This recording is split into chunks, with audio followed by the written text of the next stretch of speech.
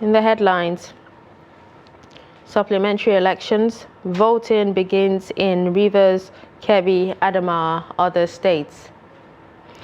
3 suspected kidnappers killed, abductee rescued in Nasarawa state.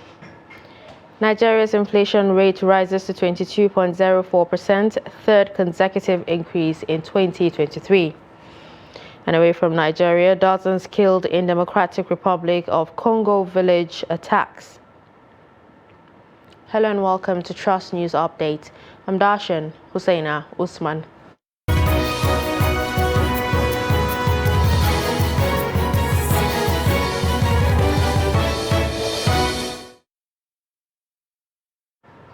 Now the news in detail. The conduct of the supplementary elections for Zamfara Central Senatorial District and Gusau Safe Federal Constituency is ongoing peacefully as voters are queuing in to cast their votes for candidates of their choice. Most of the voters are women and youths who filed out in Gusau and Safe local government areas of the state to exercise their franchise. At the polling unit 015, Safe Ward, Safe Town, voters are casting their votes peacefully and in an orderly manner. The turnout is massive at some polling units. The supplementary elections is taking place at 2 federal constituencies and 1 senatorial district in Zamfara State, Gusau Safe and Gumi Bukuyum federal constituencies and Zamfara Central Senatorial District. The supplementary elections are currently underway for 1 member of the House of Representatives and 3 members of the State Assembly in Jigawa State, and an impressive turnout has been recorded at most of the polling units. According to reports from the state, women are the major voters. Visiting several polling units, Daily Trust observed that election materials were delivered on time and adequate security was provided to ensure the peaceful conduct of the election. In Kwaimawa 001 and 002, Gadarawa A and B polling units located on the outskirts of Dutse Municipal, voters had flooded their respective polling stations and patiently waited to cast their votes. Similarly, at the Abanderi polling units and Ferdinand Dutse polling unit in Dutse local government, there is a large turnout of voters. Women constituted the larger percentage of voters at polling units in Kafingana, Kantoga in Birnin Kudu and Maigatari local government. One of the contestants and serving members representing Birnin Kudu State Assembly constituency, Honorable Sujar Muhammad Kantoga, expressed satisfaction with the INEC and security arrangements and also with the voter turnout.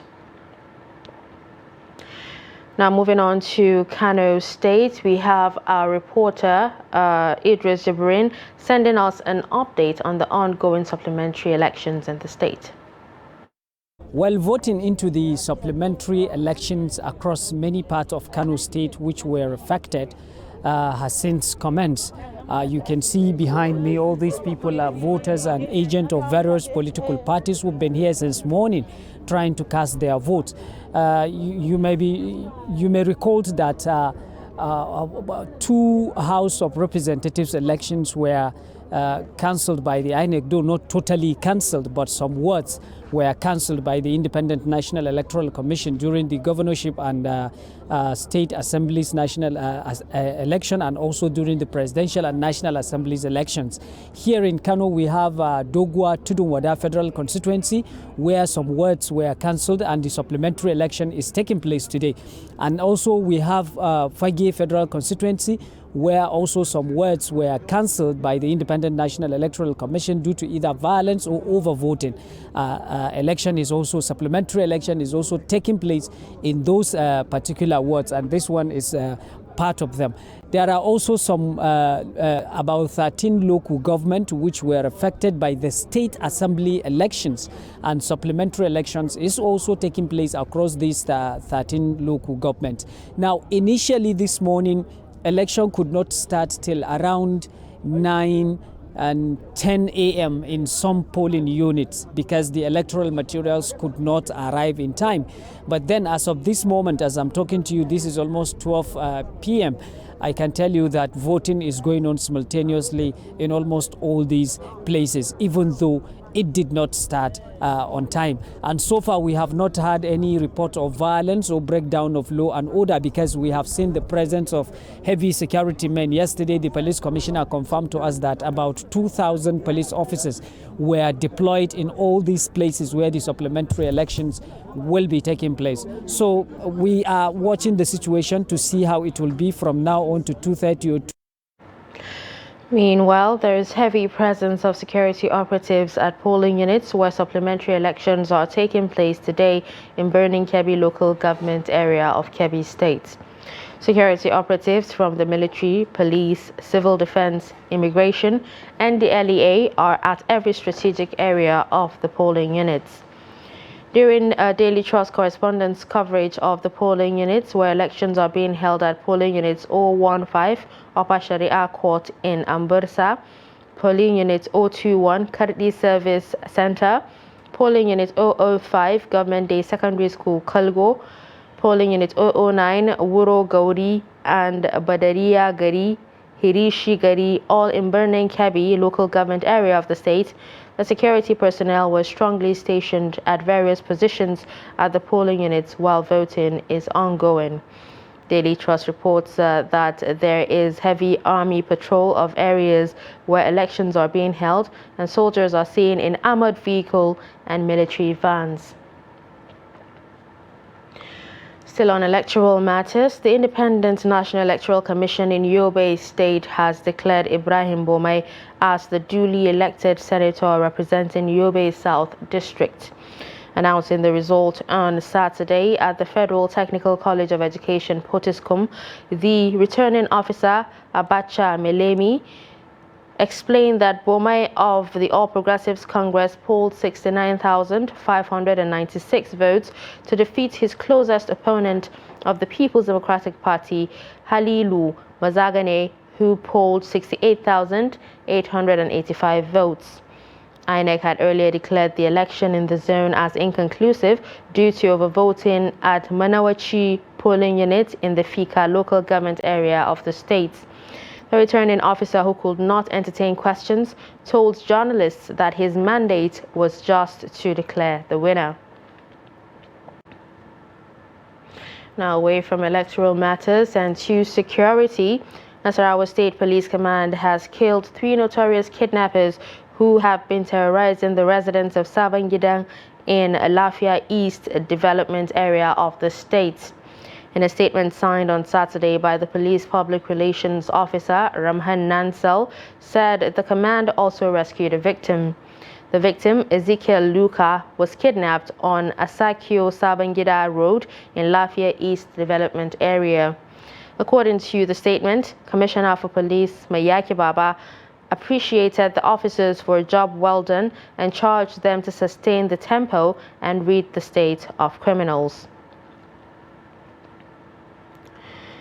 Suspected Boko Haram terrorists have killed 10 people in Bunigari town in Gujba local government area of Yobe State.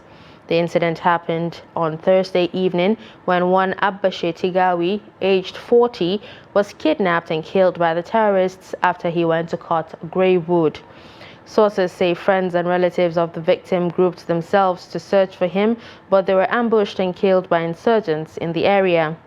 When contacted, the State Police Public Relations Officer, DSP Dungus Abdul Karim, confirmed the incident, but he said 9 people were killed by the terrorists. He added that a team led by the Divisional Police Officer of the area, DSP Idris Haruna, visited the scene of the dead bodies and later released the corpses to their relatives. Well, still on security, 2 female students of Federal University Gusau in Zamfara State, abducted by bandits, have regained freedom after spending 12 days in captivity. The students were kidnapped after armed men broke into their apartment situated at Sabongida community. The Zamfara State Students Association of the university confirmed the release of the students. It is, however, not clear whether ransom was paid. The PRO of the association, Umar Abubakar, said they rejoiced with the school management and parents of the children who had to go through the trauma of the abduction in pain and anguish. Moving to crime, the Jigawa State Police Command has confirmed the death of a 16-year-old Islamic student after an unknown hoodlum removed one of his eyes in Kiawa local government area of the state. The police public relations officer in the state, Lawan Shisu, who confirmed the incident, said the matter was reported to the police by the teacher of the deceased, Malam Mustafa of Abuja quarters of Shawarin Town, Kiawa local government area. The teacher had told the police that one of his students, Yusufa Mustafa, aged 16, had gone to a nearby bush to fetch firewood at about 8 a.m. but did not return as expected.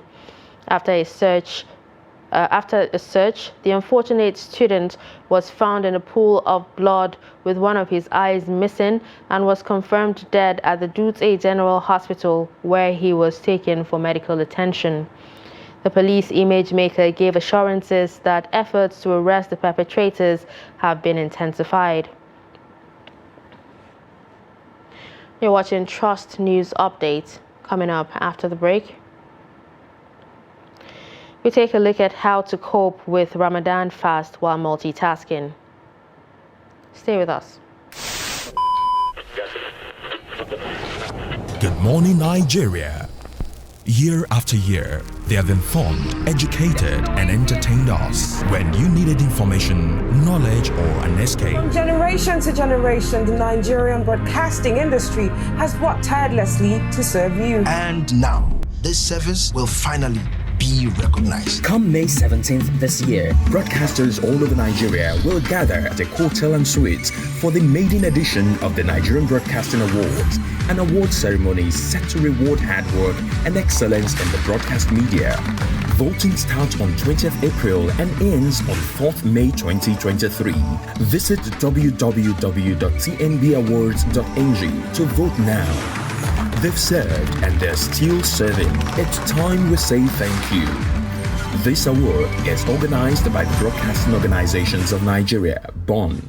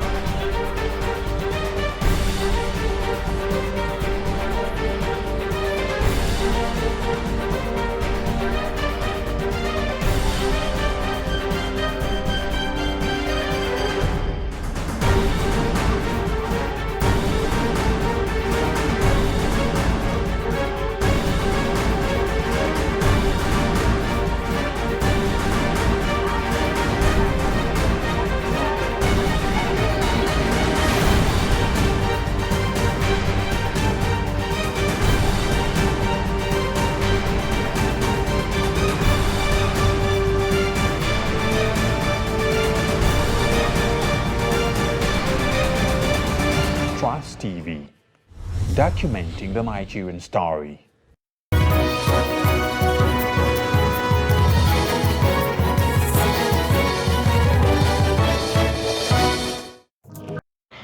Welcome back and thanks for staying with us. You're still watching a news update.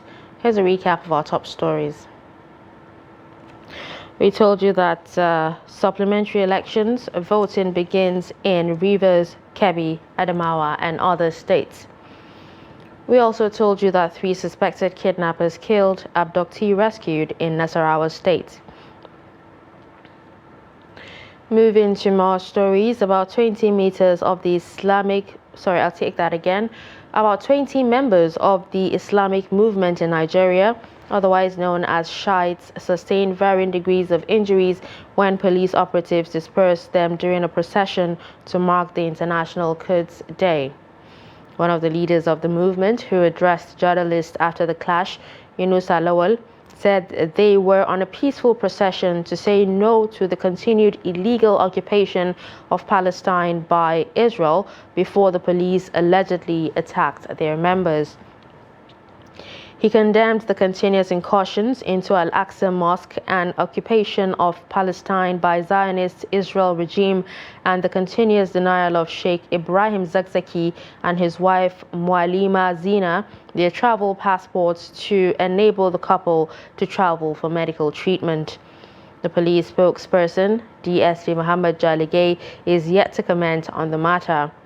It could be recalled that the Kaduna State government had in 2016 declared the IMN as an illegal society and proscribed all its activities.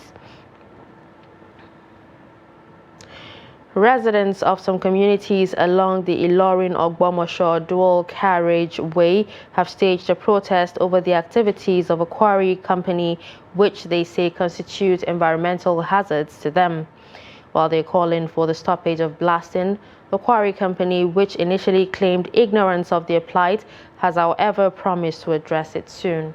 The report. Orogbangba Pasa is located along Enyekonri Bala Road on the Ilorin-Ogbomosho Federal Highway. There are at least 13 communities in the town and the quarry company is located close to them. Residents say blasting of rocks from the quarry site causes vibration, which in turn impacts their buildings. Walls of their houses usually crack due to the impact of the blast. This has made the owner of this house to put it up for sale, while this woman who spoke in Yoruba just returned home after 2 weeks due to the negative effect of the activities of the quarry. The owner of this house just arrived when we are walking, and the blast come at the time of shock, and the man run out from this house, at least like 2 meters of running to my house before you can see. And since that time, the man could not come to this house. Immediately we put for sale into the house. Even the uncompleted community mosque was not spared, prompting the residents to stage a protest in front of China Kaidi Quarry Company. Apart from its impact on their houses, they say it also has negative effect on the Enyekonri overhead bridge along the Ilorin-Ogbomosho Federal Highway, which is just a few meters away. We are all people here because of a lot of damages we have been facing around us here. Many of our people here, we have a lot of health issue in around us here now. All our houses have been damaged. Like we are seeing, all of us here, we are all average people. We are suffering a lot. Many people suffer to buy cement, 1 bag, 2 bag to build houses here. Despite all that, these people that they are blasting, they are using their bomb to blasting stone, they are killing us gradually in our community here. We are suffering from psychological trauma because of what is going on in this company as a result of bomb blacks, as in blasting the stone. So many people that have not been here, when they're parking, when they hear bomb blasts, they run out of their houses. And that is affecting our economy, it's affecting our economic status.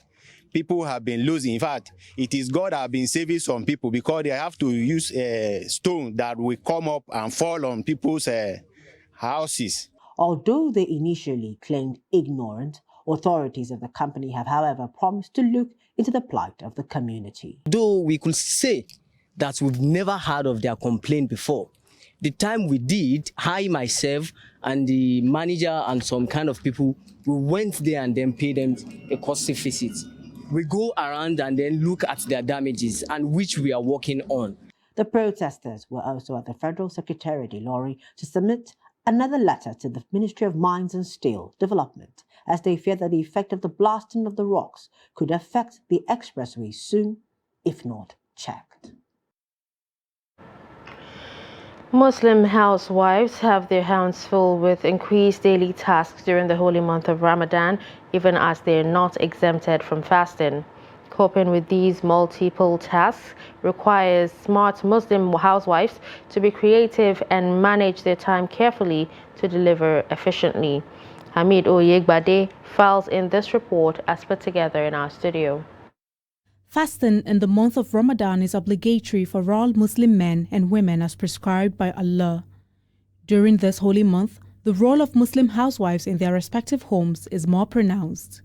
As they battle the household chores, Muslim women also make supplications to Allah day and night to seek His blessings.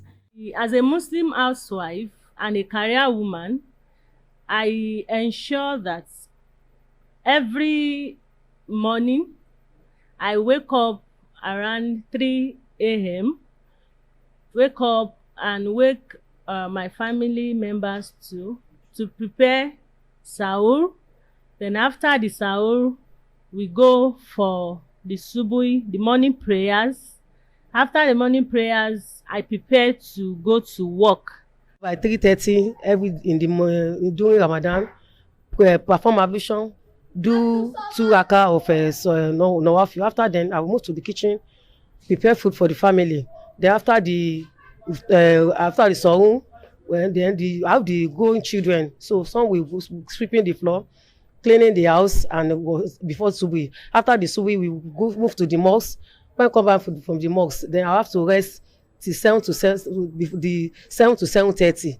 This Muslim cleric is advising husbands to always appreciate their wives and give them special gifts after Ramadan.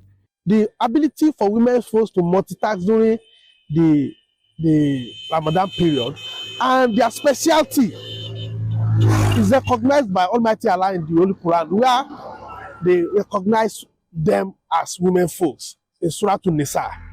And by this, our various men must understand that after Ramadan period and their activities of bringing family together, we need to show some level of love and care that bringing all the family together during this period is an effort that cannot be done without the strength of our Muslimah.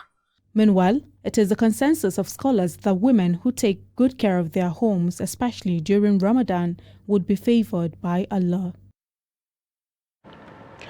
And now to business. The Consumer Price Index, which measures the rate of change in prices of goods and services, rose to 22.04% in March 2023, up from 21.91% in the previous month. The inflation rate data is contained in the latest CPI report released on Saturday by the National Bureau of Statistics. The March increase comes across as the third consecutive surge in the country's inflation figure since the year began. The Naira has appreciated against the dollar at the parallel market as some of the dollars said to have been spent by politicians during the elections have come into the market. The Naira strengthened to 735 per dollar on Friday, compared to 742 Naira per dollar on Tuesday at the parallel market, also known as the black market. At the investors and exporters forex window, the dollar was quoted at the rate of 462 Naira 83 kobo per dollar, as against 463 Naira 67 kobo per dollar. Data from the FMDQ indicated. According to data from the Central Bank of Nigeria, it shows Nigeria's external reserves declined by 4.75% to 35.43 billion as of April 12, 2023, from $37.20 billion on January 1st. In 2022, the country's external reserves declined by 8.2% to $37.1 billion from $40.5 billion at the start of the year. Now, away from Nigeria, dozens of civilians have been killed as suspected armed groups raided villages in the Democratic Republic of Congo, according to local advocates and news reports. The attacks took place on Friday in the province of Ituri, an area along the country's northeast border with Uganda that has regularly experienced systematic attacks on communities since 2017. The head of local civil society, Charite Banza, told the newsmen that Friday's attack killed about 30 people, both men and women. Other sources told the AFP news agency that the death toll exceeded 40. A regional administrator named Innocent Matukadala told the news outlet that 36 bodies were found in the town of Kiloetat, plus another 8 in Matete and more in Itendi. The United Nations reports that violence and insecurity have caused an estimated 1.5 million people to be displaced in Ituri over the past 6 years. The conflict stems in part from ongoing tensions between the Lendu and Hema ethnic groups, as well as from the desire to control Ituri's natural resources, which include gold and oil deposits. The conflict stretches back decades, with violence becoming particularly intense in the 1990s and 2000s. And with that, we've come to the end of Trust News Update. Don't forget to follow us across all our social media platforms. I'm Dashan Husseina Usman. Thanks for watching.